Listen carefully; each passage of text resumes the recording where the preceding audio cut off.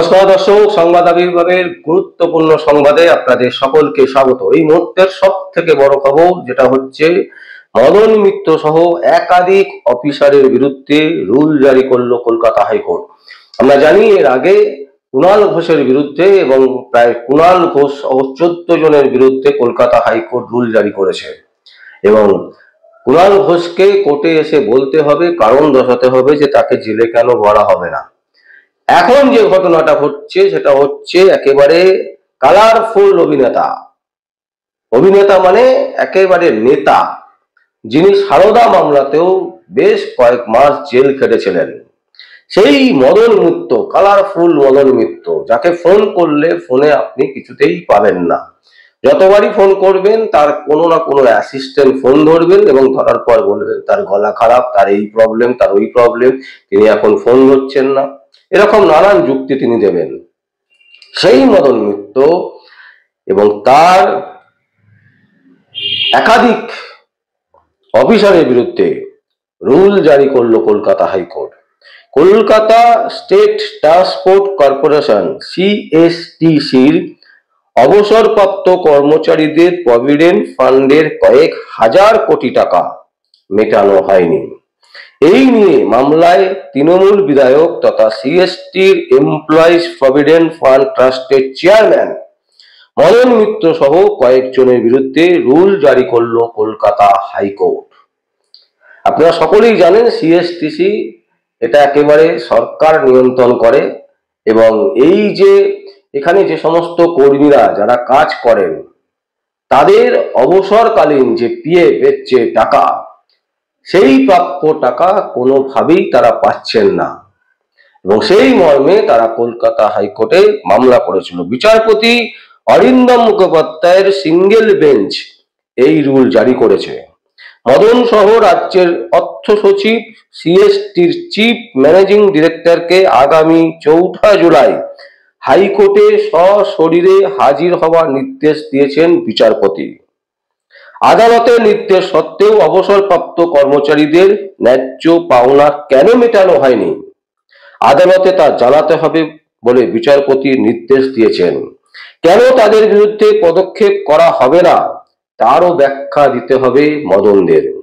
সিএসটিসির কর্মচারীদের জন্য employees provident fund trust রয়েছে, যেখানে প্রত্যেক মাসে কর্মচারীদের বেতনের একটা অংশ কেটে রাখা হয় যাতে অবসরের পর এর সুবিধা পান কর্মচারীরা। কিন্তু সিএসটির অবসরপ্রাপ্ত কর্মচারীরা অভিযোগ তোলেন অবসরের পর প্রভিডেন্ট ফান্ডের টাকা পাচ্ছেন না।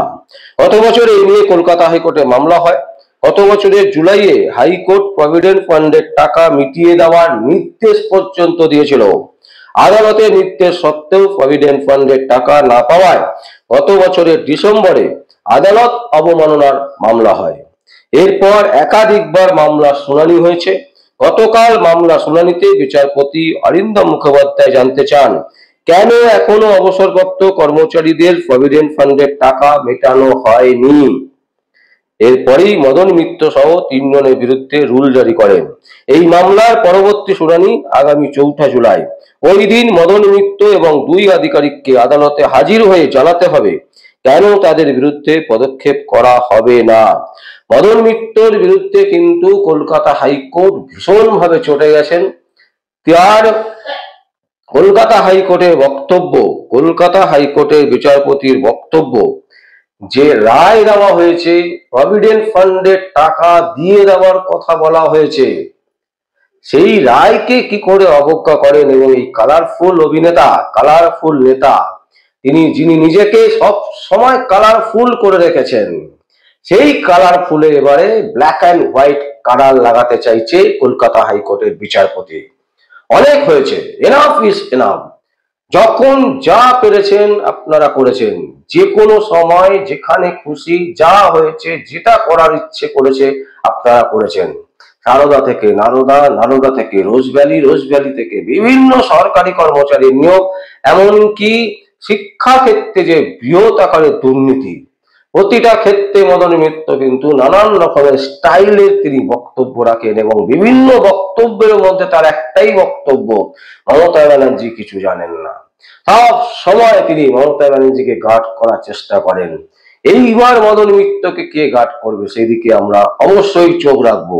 সব থেকে বড় যেটা খবর সেটা হচ্ছে এই কালারফুল নেতা তৃণমূল কংগ্রেসের মদন মিত্রকে এবারে সশরীরে 4 তারিখে উপস্থিত হতে হবে।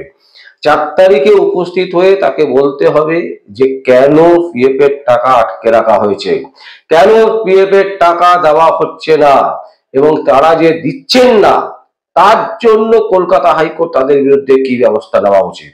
এই ধরনের রুল জারি কিন্তু সাংঘাতিক ভাবে এখন হচ্ছে কলকাতা হাইকোর্টে। আমরা দেখলাম কুণাল ঘোষের বিরুদ্ধে ইতিমধ্যে রুল জারি হয়েছে, এবং এখন কিন্তু যেটা দেখতে পাচ্ছি যেটা হচ্ছে ভীষণ ভাবে সাংঘাতিক ভাবে বিপদে পড়তে চলেছে কিন্তু মদন মিত্র।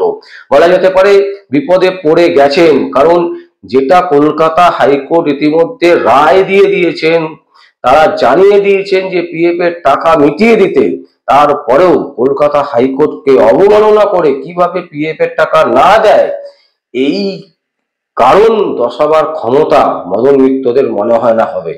এবং মদন মিত্রর জেল যাত্রা কিন্তু এবারে নিশ্চিত, কেউ আটকাতে পারবে না, কারণ এই রুল জারি পরেই কিন্তু তাকে ডাকা হয়েছে।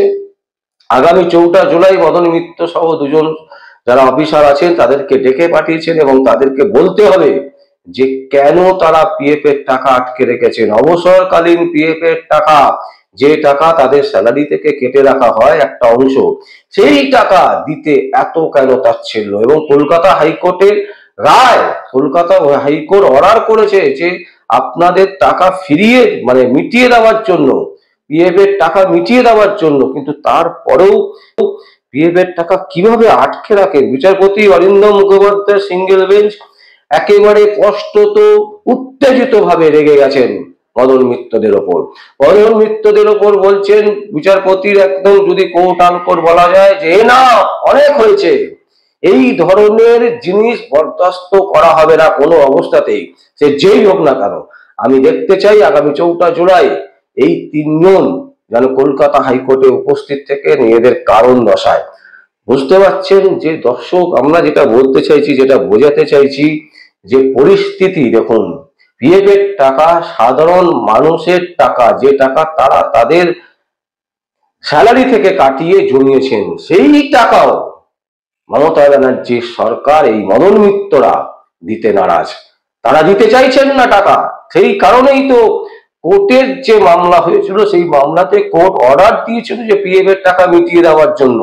তারপরেও কত বড় সাহস, কত বড় ক্ষমতা থাকলে, কত বড় আইনকে না মানার প্রবণতা থাকলে এই ধরনের কাজ করার সাহস হয়। আমরা দর্শক আগামী 4 জুলাই অবশ্যই কলকাতা হাইকোর্টে উপস্থিত থাকবো, এবং কলকাতা হাইকোর্টে মদন মিত্র সহ তার 2 জন অফিসার তারা কি বলছেন, তাদের বক্তব্য, এবং কলকাতা হাইকোর্ট কি রায় দিচ্ছে, মদন মিত্রর কি জেল নিশ্চিত, সেই দিকে আমরা অবশ্যই চোখ রাখবো। এবং আপনাদের চোখ থাকুক সংবাদ আবির্ভাবে। আর আপনাদের যদি কোনো বক্তব্য থাকে, কোনো কমেন্ট থাকে, অবশ্যই আপনারা কমেন্ট বক্সে কমেন্ট করবেন। আর দেখতে থাকুন পরবর্তী সংবাদ আবির্ভাবে। আমার নাম বিশ্বজিৎ পাল, সংবাদ আবির্ভাবের জন্য।